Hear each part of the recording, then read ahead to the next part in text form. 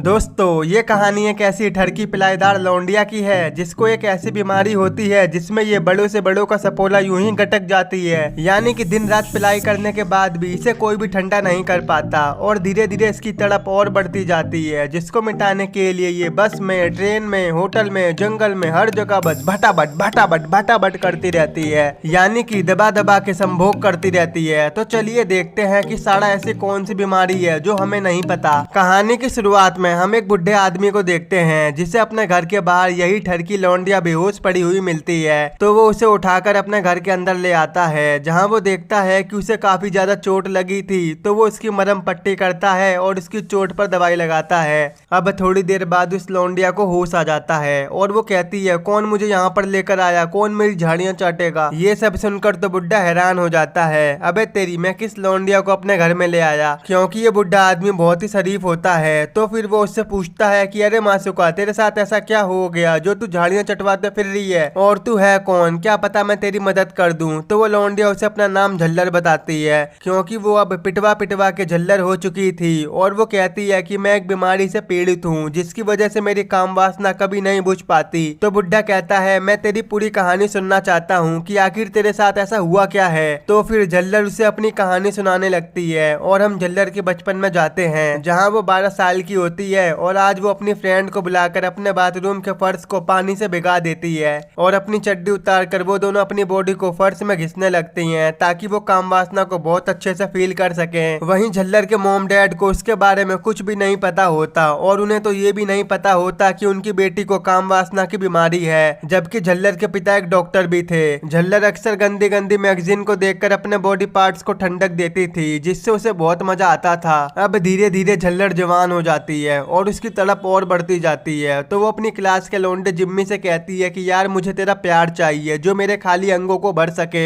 मैं तेरे से साफ साफ कह रही हूँ, नो डबल मीनिंग। उठा अपना औजार और खोल दे मेरा खाता। जब सब कुछ हो जाए तो पहली फुर्सत में ही निकल जाऊंगी मेरे बच्चों के पापा, प्लीज खोल दे मेरा खाता। अब ये सब सुनकर जिम्मी भी मान जाता है और फिर वो झल्लर की जमा जम करके ठुकाई करना शुरू कर देता है। इस कार्यक्रम में झल्लर का पिछोंडा भी टेढ़ा हो जाता है और यहाँ तक कि वो टेढ़ी चाल चलने लगती है, पर फिर भी उसे कुछ मजा नहीं आया था, क्योंकि झल्लर को कुछ भी फील नहीं हुआ था, जैसे कि उसने उसका बड़ा सफोला फील ही ना किया हो। इसके बाद जब वो ट्रेन में बैठकर अपने घर जा रही होती है तो वो अपने पास बैठे एक आदमी को देखकर बावली हो जाती है और वो उसे गंदे गंदे इशारे करने लगती है। तो वो आदमी उसे ट्रेन के बाथरूम में ले जाकर उससे भटाभट करने लग जाता है, पर इस बार भी झल्लर को कुछ भी फील नहीं होता। और अब झल्लर रोज आते जाते पैसेंजरों से भटाभट करने लग जाती है, पर इसे घंटा कुछ फील नहीं होता। अब धीरे धीरे झल्लर और बड़ी हो जाती है और अब उसकी काम वासना इतनी ज्यादा बढ़ जाती है कि वो कहीं भी बैठे बैठे अपनी उंगलियों का कमाल दिखाने लगती थी और लड़कों को देखते ही वो पूरी बावली हो जाती थी, यानी कि उसे संभोग के अलावा कुछ भी नहीं दिखता था। अब 21 साल के होने पर वो शादी कर लेती है, जिसके पति का नाम जेरोफ होता है। जेरोफ के साथ रहकर झल्लर ने अपनी काम वासना को काफी कंट्रोल कर लिया था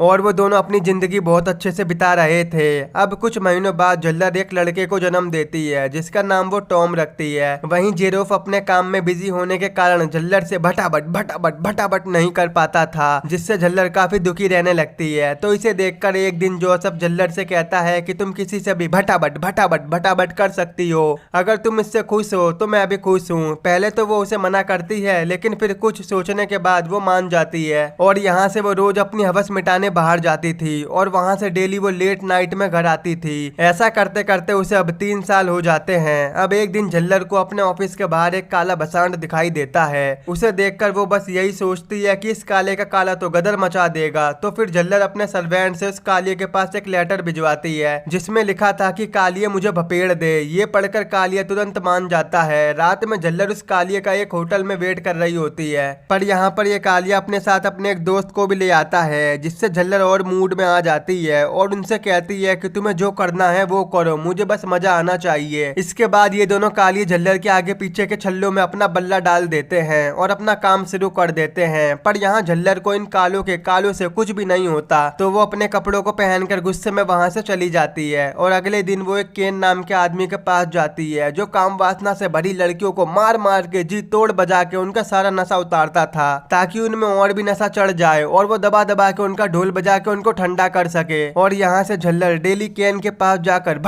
भटाभट करने लगी थी। केन यहाँ पर हमेशा झल्लर को सोफे से बांधकर उसकी गुफा में उंगलियां डालकर चेक करता था कि आज उसे झल्लर के साथ किस तरह से भटाभट करना है। एक दिन जब घर पर कोई नहीं होता तो झल्लर का बेटा बिस्तर से उठकर बालकनी में चला जाता है, लेकिन हादसा होने से पहले जेरोफ जल्दी से आकर उसे बचा लेता है। अब इस कांड के बाद जेरोफ झल्लर से साफ साफ बोल देता है कि तुझे अपने परिवार और हवस में से किसी एक को चूज करना होगा। अब यहाँ पर हवस से भरी झल्लर अपनी फैमिली को छोड़कर अपनी काम वासना को चूज करती है। तो ये सुनकर जेरोफ उसे घर से निकाल देता है और वो वहाँ से निकलकर सीधा केन के पास जाती है और उससे प्यार करने को बोलती है। अब यहाँ झल्लर की बारी तो थी नहीं, तो केन गुस्से में आ जाता है और उसे बुरी तरह से संटिया मार मार के उसको खुश करता है। ये सब कहानी सुनकर बुड्ढा झल्लर से पूछता है कि तेरे बेटे का क्या हुआ, तो झल्लर उसे बताती है कि जेरोफ ने उसे हॉस्टल में भेज दिया था। यहाँ झल्लर को देखकर हमें साफ साफ पता लग रहा था कि वो अपनी इस गंदी बीमारी से काफी दुखी थी और इसकी वजह से उसे अपना परिवार भी छोड़ना पड़ा था।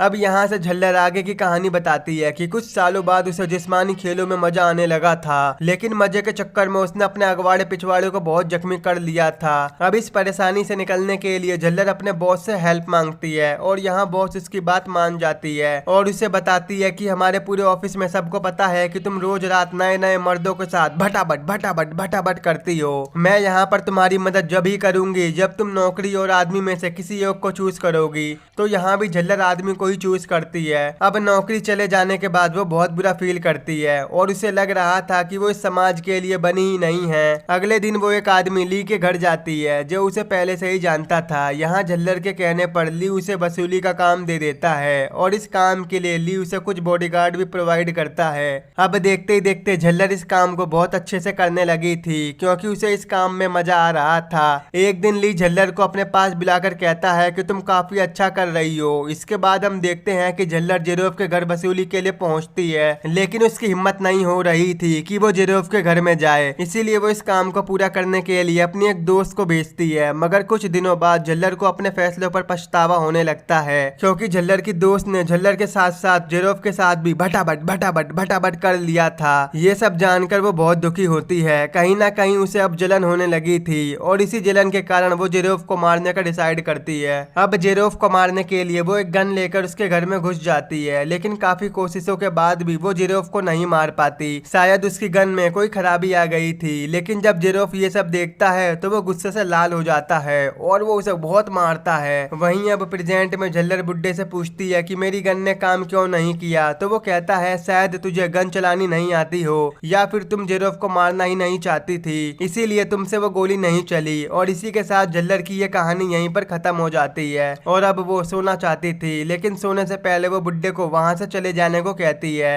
रात को जब झल्लर गहरी नींद में सो रही थी तो बुड्ढा चुपके से वहाँ पर आता है और झल्लर से जबरदस्ती करने की कोशिश करता है। तो झल्लर उसे गन दिखाकर वहाँ से जाने को कहती है, लेकिन ये बुड्ढा नहीं मानता। तो झल्लर सच में उसे गोली मार देती है क्योंकि झल्लर को ये सब करना अपनी मर्जी से पसंद था, ना कि धोखे से, चुपके से, जबरदस्ती से। और यहीं पर ये मूवी खत्म हो जाती है। दोस्तों, इस मूवी का नाम हिप्पोमैनिएक है जो कि साल 2013 में रिलीज हुई थी। आई होप अगर आपको मेरा एक्सप्लेन पसंद आया हो तो आज ही हमारे चैनल को सब्सक्राइब, वीडियो को लाइक और शेयर जरूर कर देना। और अगर आपको ये मूवी देखनी है तो आप हमारे टेलीग्राम के चैनल से देख सकते हो।